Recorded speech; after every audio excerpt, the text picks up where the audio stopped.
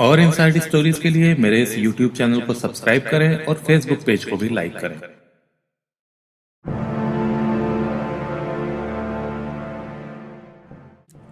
किरण और रोहतास की मुलाकात सन 2012 में हुई थी। किरण आईटीआई के लिए बस से रोज आदमपुर जाया करती थी। आदमपुर सिसवान निवासी रोहतास पेशे से ड्राइवर था और उन दिनों आदमपुर हिसार मार्ग पर बस चलाया करता था।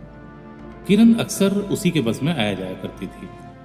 इसी दौरान दोनों एक दूसरे की ओर आकर्षित हुए। दोनों की आपस में बातें होने लगी थीं। आपसी विचार मिलने के कारण उन्हें एक दूसरे से प्यार हो गया और जल्दी ही दोनों का प्यार परवान करने लगा।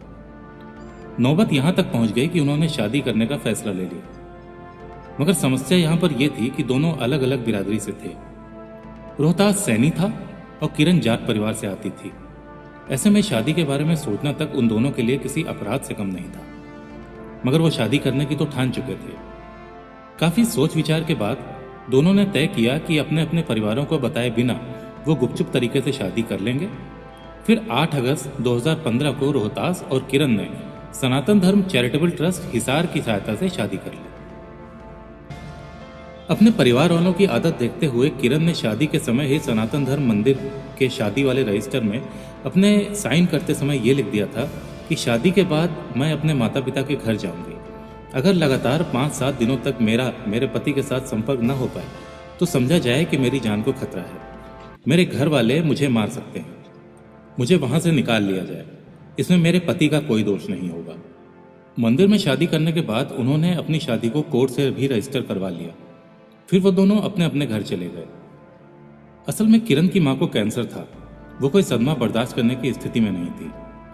ऐसे में उन्हें गैर जाति के युवक के साथ शादी करने वाली बात को बताना कतई भी सही नहीं लगा। इसलिए दोनों ने मिलकर यह योजना बनाई कि शादी को तब तक गुप्त रखा जाएगा जब तक कि किरण के माता पिता इस बात को लेकर राजी नहीं हो जाते। प्लान यह भी था कि किरण इस बीच मां के स्वस्थ होने पर अपने माता पिता को पूरी बात बताकर इस शादी के लिए तैयार कर लेगी, लेकिन ऐसा हो नहीं सका। हस्बैंड वाइफ होने के बाद भी रोहतास और किरण करीब 18 महीने तक अपने अपने घर में अलग रहे। उन दोनों के बीच केवल फोन पर ही रोज बातें हुआ करती थी। वो दोनों इसी बात से ही खुश थे और संतुष्ट थे। इस बीच किरण आदमपुर से अपनी पढ़ाई पूरी करने के बाद आगे की पढ़ाई के लिए जयपुर चली गई। रोहतास ने भी बस छोड़कर गुड़गांव में कैब चलाना शुरू कर दी थी। सब कुछ ठीक चल रहा था, पर एक दिन किरण की मां को उस पर शक हो गया। किरण घंटों तक फोन पर रोहतास से बातें किया करती थी। यह बात उसने अपने बेटे अशोक को बताते हुए कहा कि किरण न जाने किससे घंटों तक फोन पे बातें करती रहती है। अशोक ने बहन से तो कुछ नहीं कहा, बल्कि वो पहले यह पता लगाना चाहता था कि किरण किस किस से बातें करती है। मौका मिलने पर एक दिन अशोक ने जब किरण का फोन चेक किया तो रोहतास का नाम सामने आया। वो सिर्फ रोहतास से फोन पर बात ही नहीं करती थी, बल्कि व्हाट्सएप पर दोनों एक दूसरे को मैसेज भी भेजते थे। सारे मैसेज जब अशोक ने देखे तो उसका खून खौल उठा।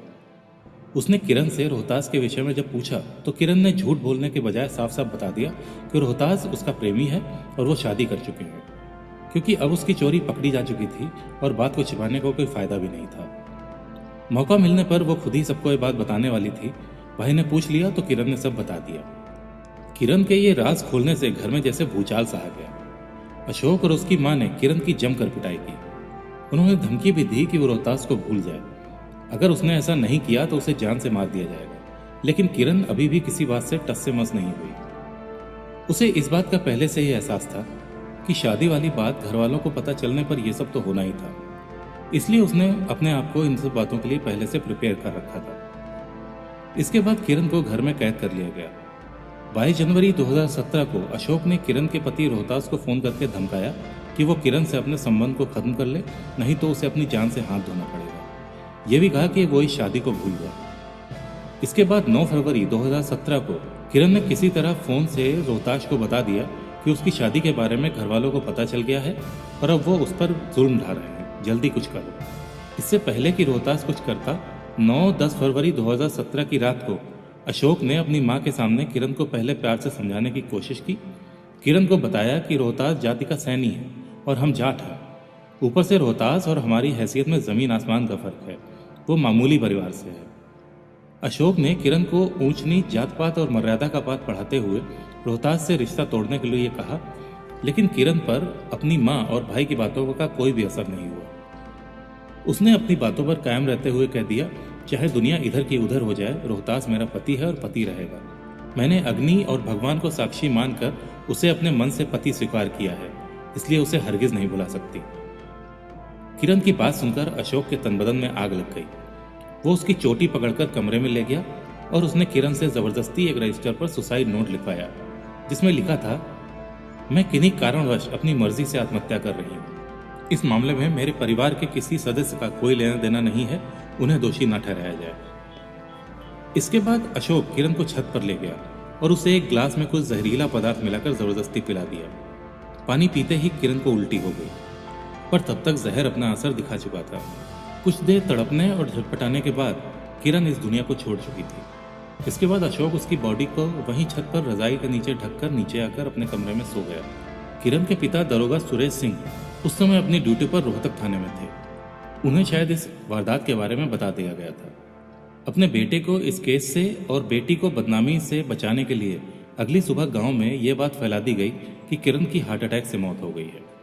इसके बाद आनंद फानन में बिना पुलिस या किसी अन्य को सूचना दिए किरण का अंतिम संस्कार भी कर दिया गया।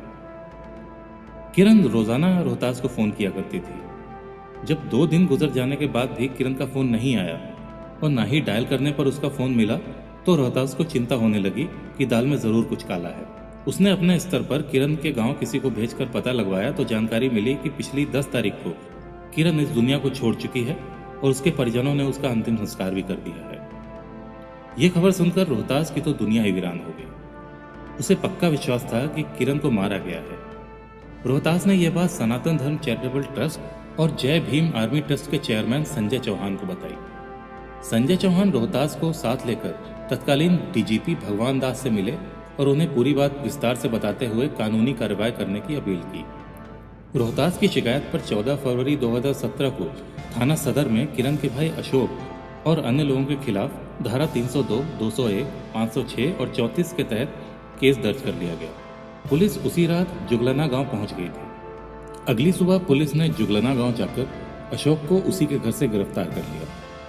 अशोक की गिरफ्तारी के बाद थाना सदर और सीन ऑफ क्राइम की टीम ने किरण के कमरे का बड़ी बारीकी से मुआयना किया और कुछ चीजों को अपने कब्जे में ले लिया। इसके बाद पुलिस परिवार के लोगों, गांव के कुछ लोगों और सरपंच को साथ लेकर शमशाद घाट पहुंची। अशोक की निशानदेही पर उस जगह की पहचान कराई गई जहां किरण का अंतिम संस्कार किया गया था। वहां से पुलिस ने हड्डियों और राख के सैंपल्स लिए और उन्हें लैब में भेजने के बाद डीएनए टेस्ट की तैयारी शुरू कर दी। इसी के साथ किरण द्वारा लिखा गया बताया जाने वाला सुसाइड नोट भी टीम ने अपने कब्जे में ले लिया ताकि लिखाई की जांच की जा सके। क्राइम टीम ने छत पर उस जगह की मिट्टी के सैंपल भी लिए जिस जगह जहरीला पानी पीने के बाद किरण ने उल्टी की थी। पुलिस ने समय पर इस केस की चार्जशीट अदालत में फाइल कर दी थी। ये केस जिला और सेशन कोर्ट में 1 साल 10 महीने तक चला था। डिफेंस की तरफ से इस केस को ललित गोयल लड़ रहे थे और प्रोसिक्यूशन की ओर से इस केस की पैरवी सनातन धर्म चैरिटेबल ट्रस्ट के अधिवक्ता जितेंद्र कुश कर रहे थे। अदालत में डीएनए की रिपोर्ट भी पेश की गई जो कि शमशान से उठाई गई हड्डियों और अशोक के डीएनए से मैच कर गई थी। पुलिस को छत से उल्टी के जो सैंपल लिए थे उनकी जांच रिपोर्ट से यह साबित नहीं हो सका कि किरण को जहर देकर मारा गया था। जहर की बात रोहतास ने ही पुलिस और अन्य लोगों को अपने बयान में बताई थी। इस केस में नया मोड़ उस समय आया जब किरण के पति रोहतास ने अदालत में अपनी गवाही देने से मना कर दिया। जिस प्रेम विवाह की कीमत किरण ने अपनी जान देकर चुकाई थी, वही रोहतास अब बेवफा निकल गया था। उसने अपने बयान में अदालत को बताया कि उसे पुलिस से कोई शिकायत नहीं है। उसने अपने तौर पर पता लगा लिया था कि किरण की मौत प्राकृतिक तरीके से ही हुई है। रोहतास के इस बयान के बाद सनातन धर्म चैरिटेबल ट्रस्ट ने किरण के मुकदमे की कमान पूरी तरह से अपने हाथ में ले ली।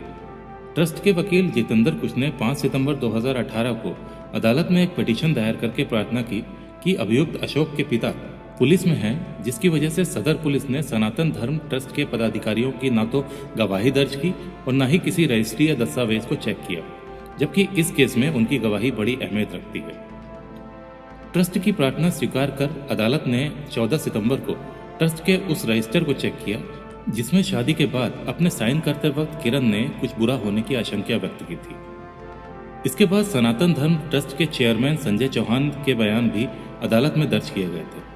तमाम विटनेसेस और दोनों पक्षों की दलीलें सुनने के बाद अतिरिक्त सेशन जज डॉक्टर पंकज ने अशोक को दोषी ठहराते हुए फैसले की तारीख 5 दिसंबर 2018 तय कर दी।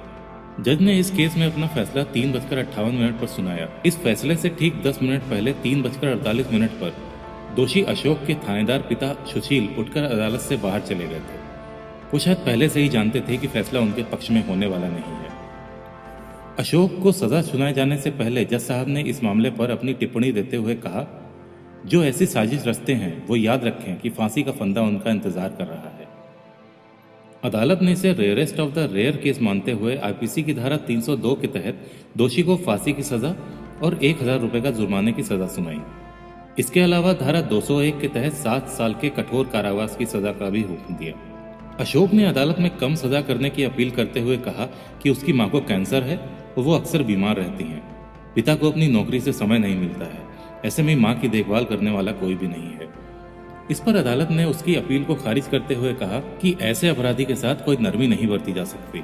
सजा सुनने के बाद अशोक का सिर शर्म और पश्चाताप से नीचे झुक गया था।